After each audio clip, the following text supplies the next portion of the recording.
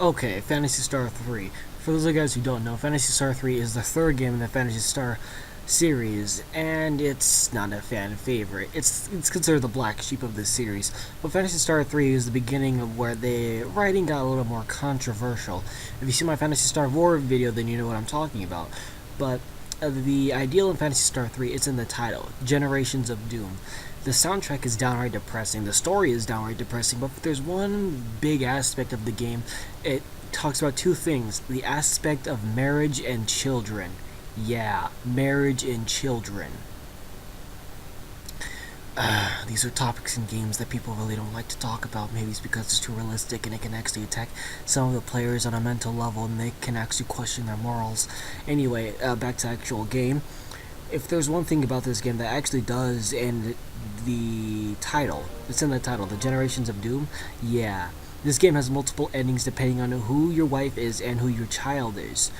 The aspect of marriage comes in because it's a side plot, and it actually goes down to a road of Soccer Wars, the romantic RPG. I'll get around to talking about those games later on down the road, but that's why I actually get to my season of talking about to things in Japan only. But in Phantasy Star 3, the aspect of marriage is very, very open-ended. It's completely optional who you want to have your children with. You can either have it be Lady A or Lady B. In my opinion, it doesn't really matter. Actually, it does matter, because depending on who you mate with, your children actually has both you and the one who you're going to have your baby with. And it's honestly a really nice aspect of RPG elements, because the next generation has the traits of the father and the mother and actually resembles how they look, which is a nice touch to gameplay in all honesty. But hey, when we're actually getting down to it, there's a lot more things going on at stake, because the child actually has traits of both the father and the mother.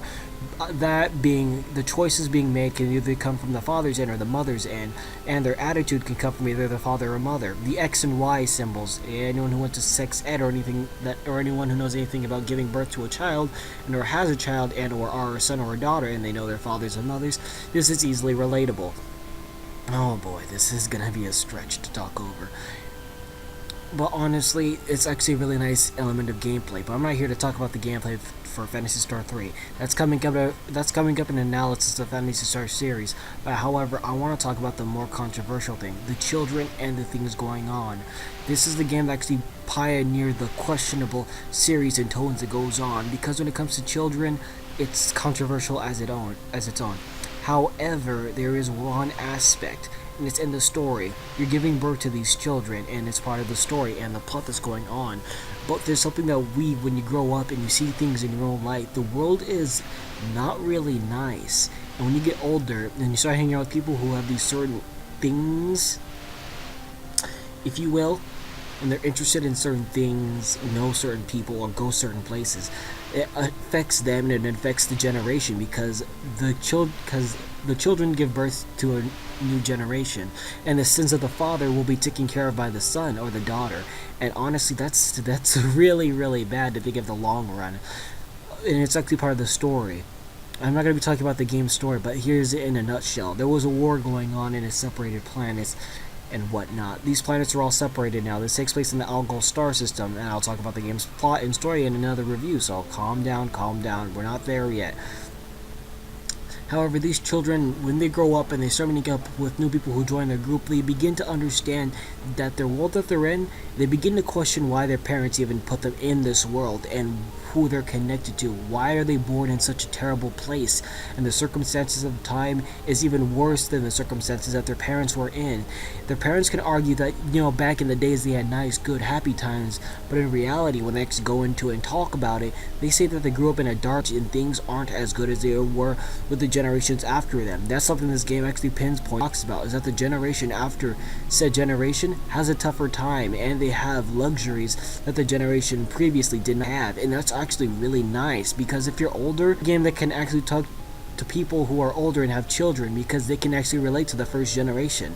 Then there's the second generation who can relate to them, and then the third generation, children probably, who can relate to that. And honestly, this is one of the very few RPGs that I can say that's pretty much recommended for anyone of any age, from the 13 to the 85, 99, I don't know.